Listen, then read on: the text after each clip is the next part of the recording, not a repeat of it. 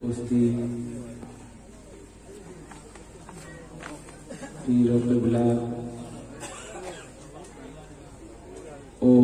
দূর দূরান্ত থেকে আগত সম্মানীয় আমন্ত্রিত উলামায়ে দ্বীন, সমবেত ইসলাম বিরোধী তৌহিদপন্থী সুন্নি গৌস খাজা দেওয়ানা বয়স্কর বাপ চাচা স্নেহের ভাই বন্ধু পর্দানশীল মা ও বোনেদের সর্বপ্রথমে জানাই আমার অন্তরের আন্তরিক শুভেচ্ছার শ্রেণী মোতাবেক সালাম। আসসালামু আলাইকুম ওয়া রাহমাতুল্লাহি ওয়া বারাকাতুহু।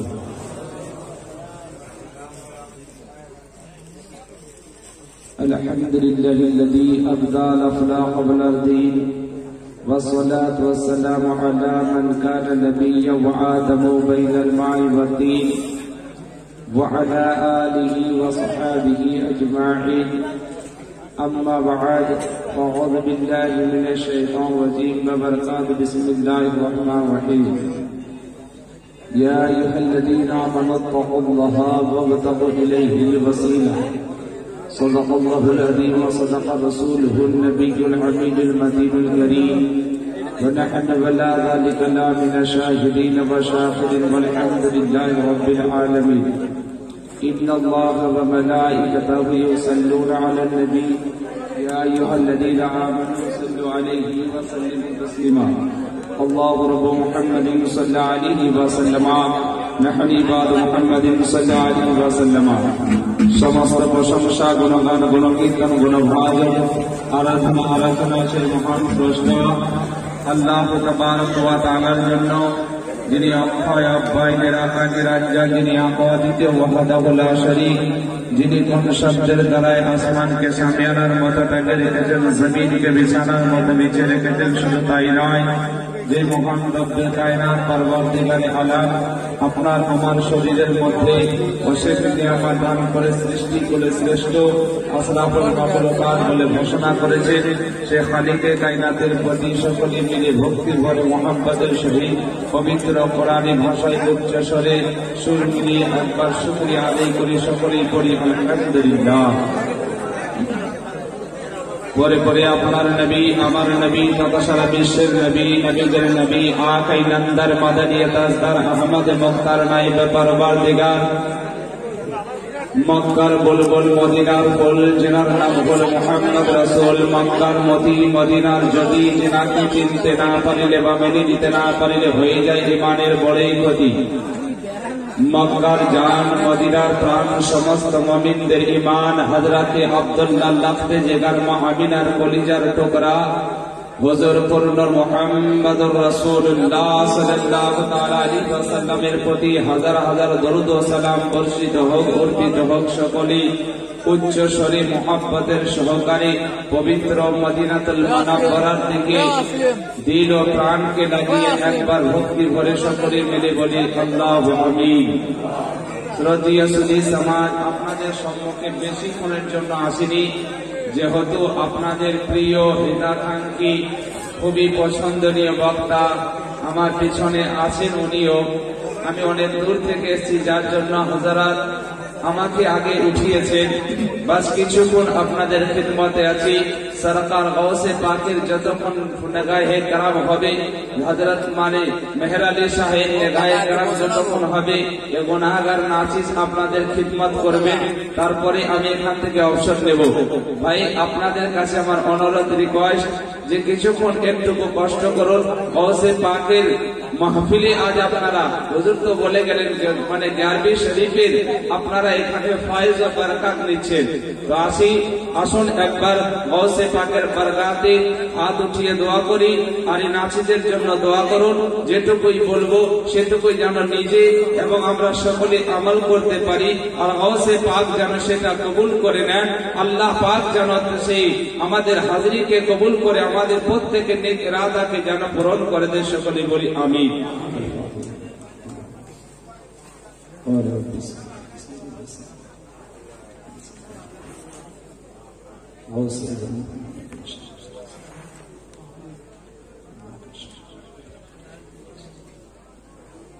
या लतीफ लम यासल तुहना फी मनज़ल अंत क़रीबन नज्जल मुक़हरिक यौमल ख़लल ली खमसतन बिहा ख़त्म रबाइल हातिमा अल मुस्तफ़ा वल मुर्तज़ा वबना अपना वल फातिमा व सल्लल्लाहु तआला अला ख़ैरिल मुहम्मदिन व अर्शिही व अला आलिहि व सहबिहि अजमईन बहक़ ला इलाहा इल्लल्लाह मुहम्मदुर रसूलुल्लाह। अच्छा रजा, प्यारा रजा, सबका रजा, इमाम अहमद रजा आला हजरत काबिल बरेलवी अलैहि रहमत व रिज़वान पढ़े। या रसूल अल्लाह, या रसूल अल्लाह, या हबीब अल्लाह, तेरे नस्ल पाक में है बच्चा बच्चा नूर का, तू है आईने नूर, तेरा सब घराना नूर का।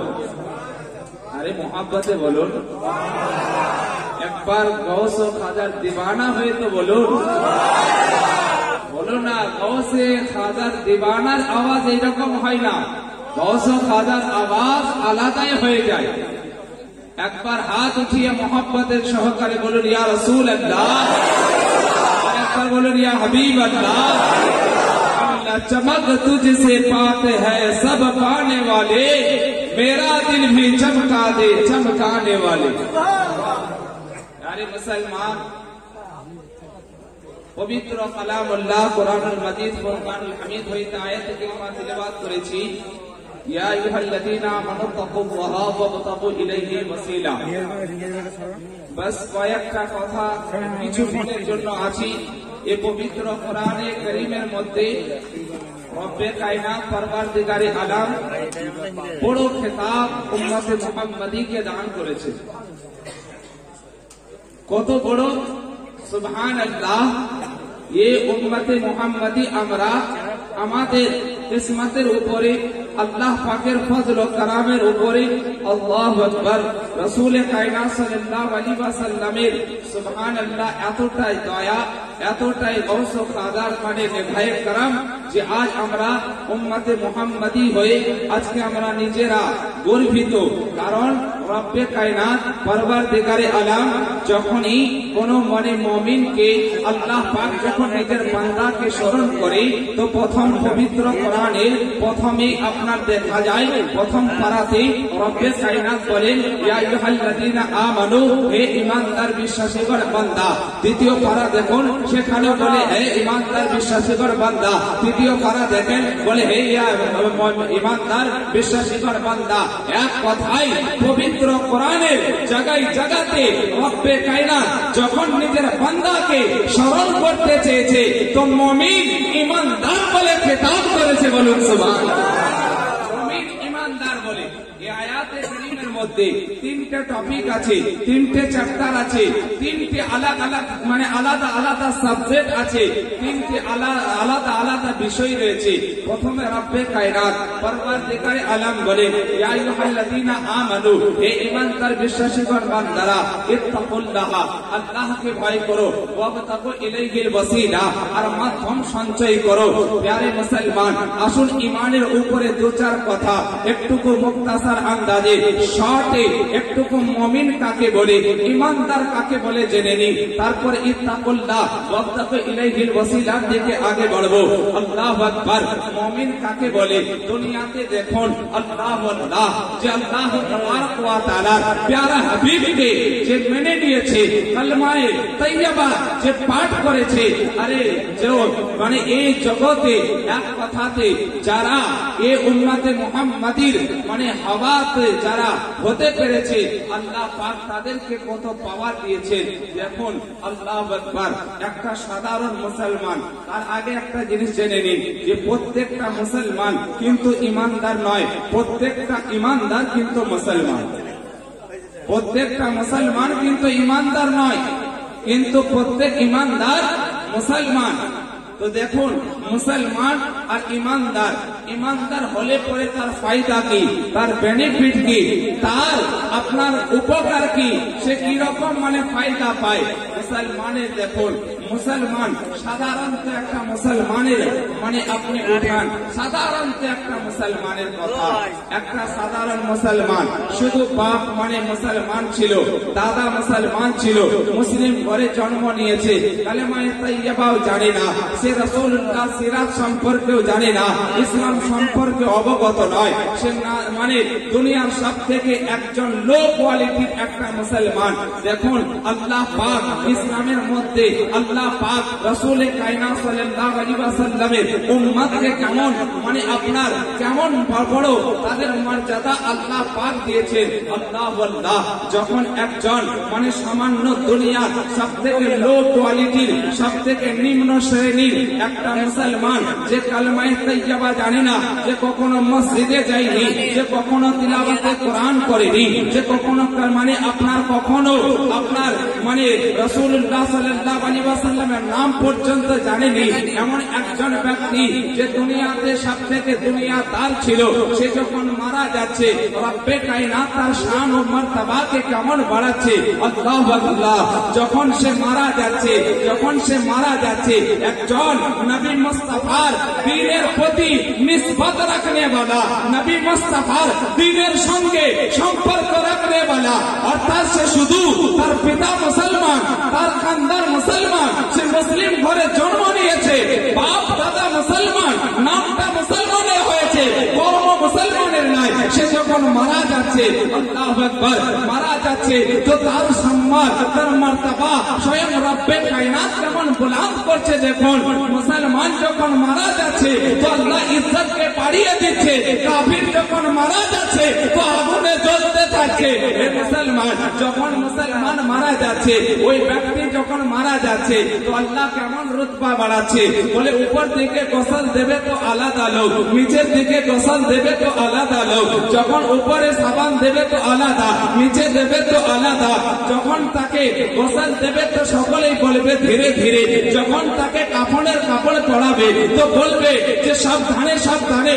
আরে মুসলমান যখন তাকে গোসল কাফন করিয়ে যখন তাবুতে রেখে খাটে রেখে যখন কাঁধে করে নিয়ে যাবে তখন বলতে থাকবে আপনি হাফিজে কোরআন আছেন, আলিমে দ্বীন আছেন, মুফতি আছেন, আপনি আপনার পীর আছেন, সবাই পিছনে আসুন।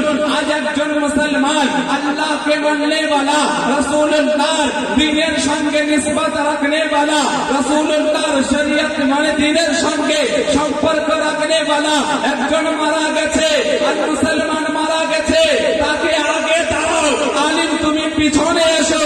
এই মুসলমান যখন তাকে জানাজার সামনে জানাজার জন্য নিয়ে যাওয়া হবে তো জানাজার সময় বলবে আপনি হাফিজে কোরআন, আলিমে দ্বীন, মুফতি, আপনি যা কিছু আছেন, পীর আছেন আপনার জায়গাতে। এখন একজন মুসলমান মারা গেছে, আল্লাহ তার সম্মানকে বাড়িয়েছে, তাকে আগে দাও, সবাই তোমরা পিছনে এসো। বলার বক্তব্য হলো মুসলমান একটা দুনিয়ার সব থেকে নিম্ন লো কোয়ালিটির মুসলমান যদি মারা যায়, রব্বে কায়নাত তার যদি এতটা মর্তবা ও সম্মানকে বুলন্দ করে শুধুমাত্র মুসলমানের সম্পর্কে মুসলমানের সঙ্গে সম্পর্ক রাখাতে রব্বে কায়নাত যদি এতটা মর্তবা দেয় তো যে গৌসে পাকের গোলাম হয়ে রাসূলুল্লাহর গোলামিকে স্বীকার করে শরীয়তের পাবন্দ হয়ে যায়, রব্বে কায়নাত তার মর্তবাকে কত বুলন্দ করে দেয়, কত বুলন্দ করে দেয়। যদি একটা সাধারণত মুসলমান মারা যাওয়াতে আল্লাহ পাক যদি এতটা তার সম্মান দেয় তো যে রাসূলুল্লাহর সুন্নাতের প্রতি আমল করে, যে নবী মুস্তাফার মোহাব্বত দিলে এঁকে নিয়েছে, যে রাসূলুল্লাহর মানে পুরো কালচারকে যে নিজের চরিত্রের মধ্যে মানে আপনার নিয়ে এসে সেই ব্যক্তির মানে সম্মান রব্বে কায়নাত কত দিতে পারে।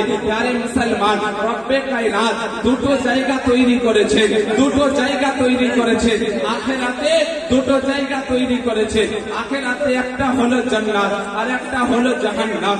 জান্নাত সবাই পাবে না, জান্নাত সবাই পাবে না। জান্নাতে যদি কেউ যায় তো একমাত্র শুধুমাত্র রাসূলুল্লাহর প্রতি মোহাব্বত করনে वाला ईमानदारी জান্নাতে যাবে, বলুন সুবহানাল্লাহ। আখিরাতে জান্নাত যদি কেউ পায়, জান্নাতি যদি কেউ হয় তো একমাত্র জান্নাতি হবে তো সেই ব্যক্তি যে রাসূলুল্লাহর মোহাব্বত রেখেছে, যে নবীকে ভালোবেসেছে, গৌসে খাদার মানে দেখানো পথকে আপন করেছে, গৌসে খাদার দামানকে ধরে রাসূলুল্লাহর মানে মোহাব্বতকে দিলে রেখে আল্লাহ পাকের নৈকট্য লাভ করেছে, সেইজন ব্যক্তি আপনার জান্নাতি হতে পারবে। একজন মুমিন তো জান্নাতি জান্নাতি একজন মুমিন হতে পারবে, সবাই হতে পারবে না। রব্বে কায়নাত আপনার মাহশারের ময়দানে হাউজে কাউসার একটা মাকাম, একটা জায়গা তৈরি করেছে।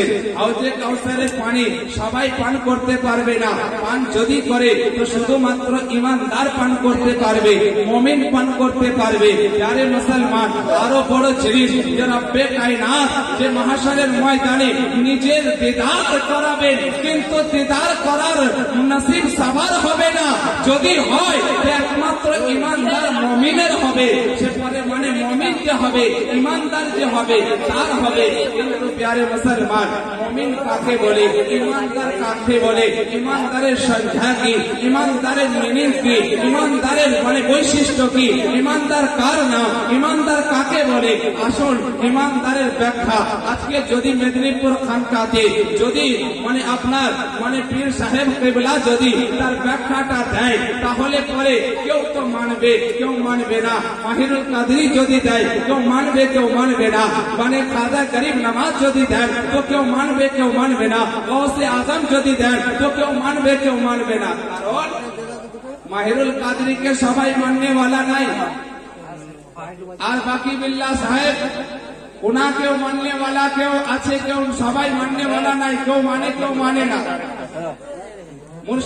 মুর্শেদ আর জালাল কাদরিকে সবাই মানে, সবাই মানে না। খাজা গরিব নওয়াজ কে কেউ মানে, কেউ মানে না। গৌসে আজম কে কেউ মানে, কেউ মানে না।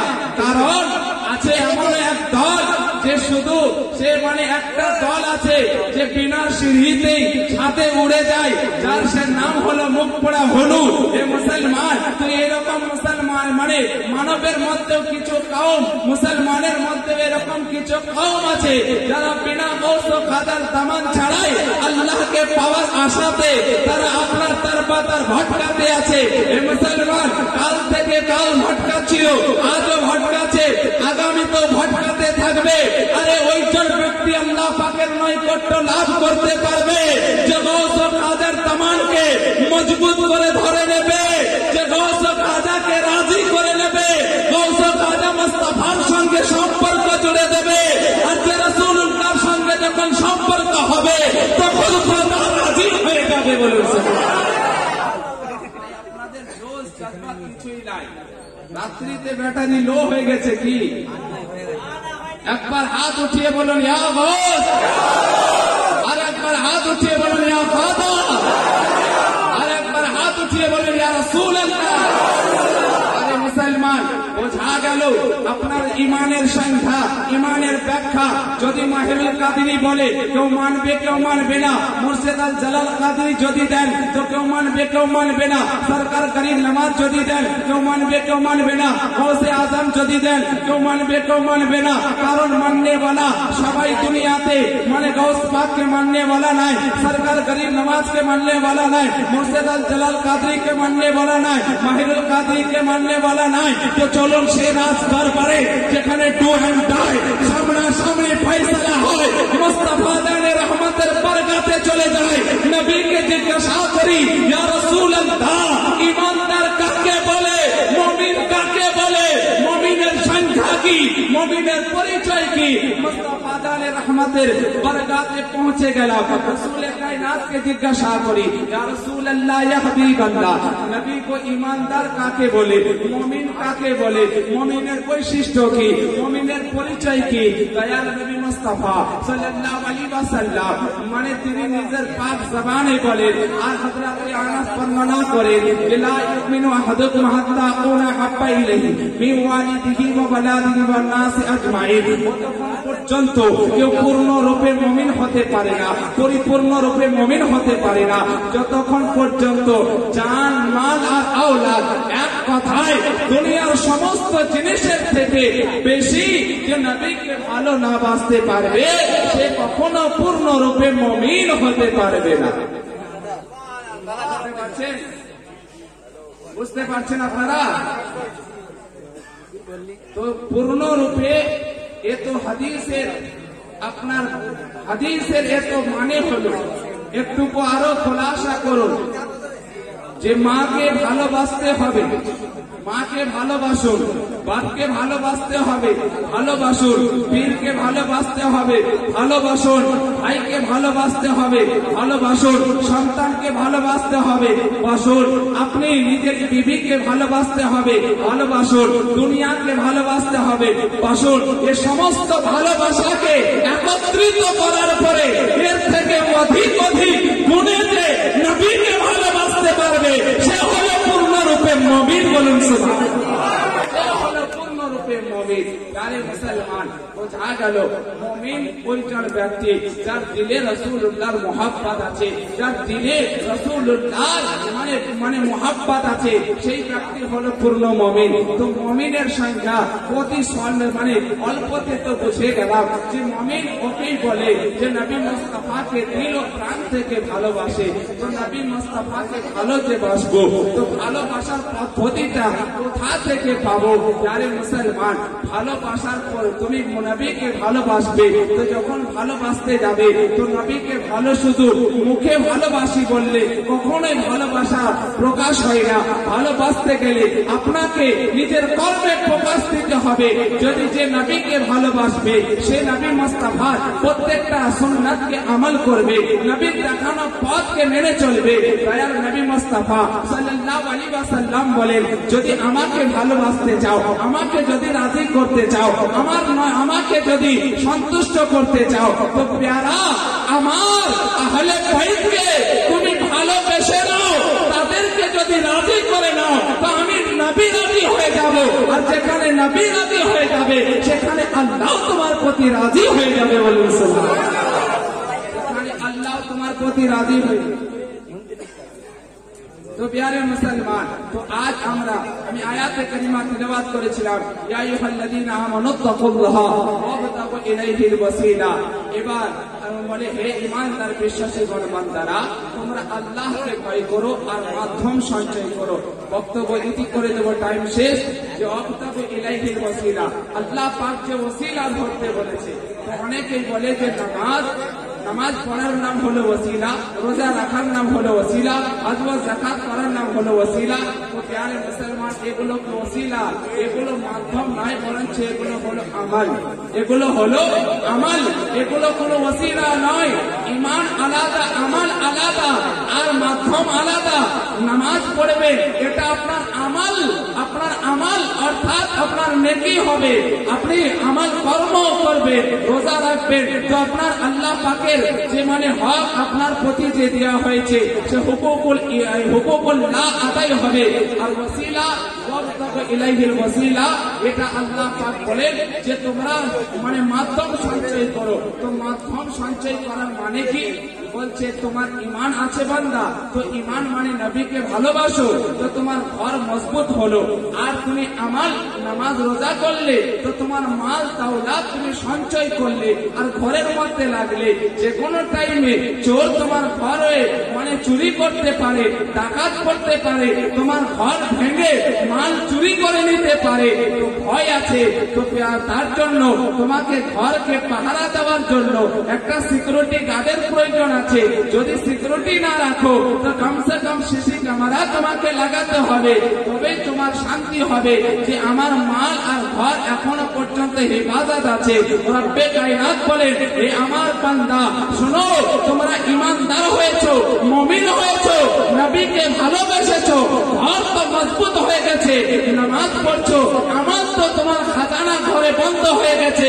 ভয় তোমাকে করতে হবে, শয়তান ডাকাত তোমার পিছনে আছে, যে কোনো টাইমে তোমার আমলকে নষ্ট করে ঈমান কেড়ে নিতে পারে। যার জন্য সিকিউরিটি গার্ডের প্রয়োজন। ওয়াবতাগু ইলাইহিল ওয়াসিলা, ওলিগণকে নিজের সিকিউরিটি বানিয়ে নাও, তাদের হাতে হাত দিয়ে নিজের ঈমান ও আমলকে তুমি বাঁচিয়ে নাও। বলুন সুবহানাল্লাহ। আল্লাহ পাক আপনাকে আমাকে সকলকে যেন গৌস ও খাজার দিওয়ানা বানিয়ে তিনাদের সিকিউরিটির মধ্যে আল্লাহ পাক আমাদের ঈমান ও আমলের জন্য হেফাজত করে সকলে বলে আমিন। আখিরি দাওয়ানা আলহামদুলিল্লাহি রাব্বিল আলামিন। আসসালামু আলাইকুম ওয়া রাহমাতুল্লাহি ওয়া বারাকাতুহু।